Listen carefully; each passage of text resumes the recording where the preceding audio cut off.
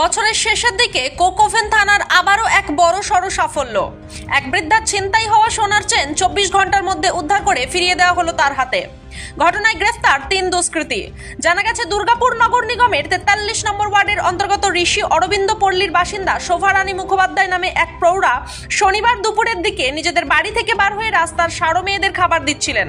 সেই সময় 3 দুষ্কৃতী বাইকে করে আসে এবং তার মধ্যে থেকে একজন শোভারানী দেবীর গলাতে থাকা সোনার চেন টান মেরে গলা থেকে ছিঁড়ে নেয় আর তাকে রাস্তার মধ্যে ফেলে দিয়েই বাইকে চেপে পালিয়ে যায়। রাস্তায় পড়ে চিৎকার চেঁচামেচি শুরু করেন তিনি। তার চিৎকারে আশেপাশের লোকেরা ঘর থেকে বেরিয়ে আসেন এবং তখন সবাই জানতে পারেন দুষ্কৃতী সোনার চেন ছিনতাই করে পালিয়েছে। ঘটনায় শোরগোল পড়ে যায় এলাকায়। এরপরেই খবর দেওয়া হয় কোকওভেন থানায়। ঘটনাস্থলে পুলিশের লোকেরা এসে সমস্ত কিছু শোনার পরেই চারিদিকে তল্লাশি অভিযান শুরু করে।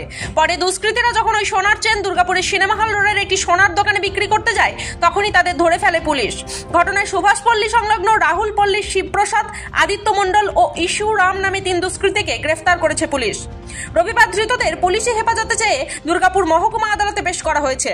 ছিনতাই হওয়া সোনার চেন কয়েক ঘন্টার মধ্যেই উদ্ধার হওয়ায় বেশ খুশি শোভারানী দেবী সহ এলাকার বাসিন্দারা। শুধু তাই নয়, কোকওভেন থানার পুলিশের এই কাজের প্রশংসাও করেছেন সবাই। 73-74। আচ্ছা আচ্ছা, এখন শরীর ঠিক আছে তো? আর ভয় লাগছে? কোনো চিন্তা নেই, আমরা আছি। কখনো দরকার লাগবে ফোন করবেন, ঠিক আছে? আমার কালকে একটু দুঃখ লাগছিল আপনার ওই অবস্থা দেখে। ঠিক আছে, আমরা আছি, চিন্তা নেই। কখনো যখন সকাল সন্ধ্যে রাত কোনো অসুবিধা হবে ফোন করবেন। সবাইকেই বলছি, কোনো রকমের অসুবিধা হলে থানায় ফোন করবেন। আর সেই সময় ওরা এসে আমাকে এরকম করে আঁকড়ে ধরে এখানে ফেলে দিল। কজন ছিল? 2জন ওইখানে গাড়িতে বসেছিল আর একজন হেঁটে আসছে। আমি জানছি ও বোধহয় গাড়িতে চাপবে, আমি তাকিয়ে আছি। আমি তো জানি না যে আমাকে কি করবে। কটার সময় ঘটনাটা ঘটেছে? 3টের সময়। কি ছিল গলায়? কি ছিল? একটা চেন ছিল। সোনার? হ্যাঁ, সোনার চেন। নিয়ে চলে গেল ছুটে গাড়ি ফোর্সে গাড়ি চালিয়ে দিয়ে চলে গেল। আমি ডিএসপিতে চাকরি করি। আর যখন ঘটনাটা ঘটে আমি তখন ছিলাম না।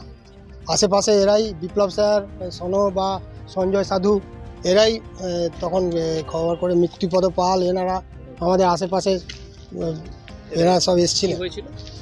ওই শুনলাম, মা আমাকে বললেন যে এরকম আমি খাবার দিতে বেরিয়েছিলাম কুকুরকে, তো 3টে নাগাদ খাবার দিতে বেরিয়ে 2টি ছেলে ওইখানে দাঁড়িয়ে আছে। একটা ছেলে ওদিক থেকে এসে মাকে এমনি করে, কাকিমা এমনি করে ধরে হাতটাকে ছিঁড়ে নিয়ে ফেলে দিয়ে ওই মোটরসাইকেল স্টার্ট দেওয়া ছিল, ওখান থেকে ওরা বেরিয়ে গেল দ্রুত গতিতে। কত ভরি সোনার হার ছিল এটা? 12 গ্রাম প্লাস।